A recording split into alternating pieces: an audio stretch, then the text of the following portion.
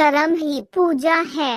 यह वाक्य कई जरूरी जगहों पर लिखा होता है। रेलवे स्टेशनों पर, आम दफ्तरों में लिखा होता है, कर्म करना इंसान का पहला धर्म है। कई लोग कर्म को भाग्य रेखा मानते हैं, वो कर्म दूसरा है। यह कर्म गीता वाला कर्म है। गीता में लिखा है, कर्म ही श्रेष्ठ है। कर्म कर फल की इच्छा मत कर। कबीर ने अपनी वाणी में कर्म योग पर ही अपना तर्क दिया है। जो आदमी स्टेशन की ओर चल देता है उसको तो गाड़ी मिल सकती है, जो चला ही नहीं उसको तो मिल ही नहीं सकती। आर्य समाज का भी यही नियम है। कर्म करना इंसान का पहला लक्ष्य होना चाहिए। तकरीबन सब धर्म कर्म की व्याख्या करते हैं, अपना अपना ढंग है। आज तो विज्ञान का युग है, करने को ही कर्म कहते हैं। कहीं पर दुनिया में ऐसा नहीं लिखा है कि भाग्य के भरोसे रहो। कर्म करने से बड़ा आनंद मिलता है। दिशा सही हो तो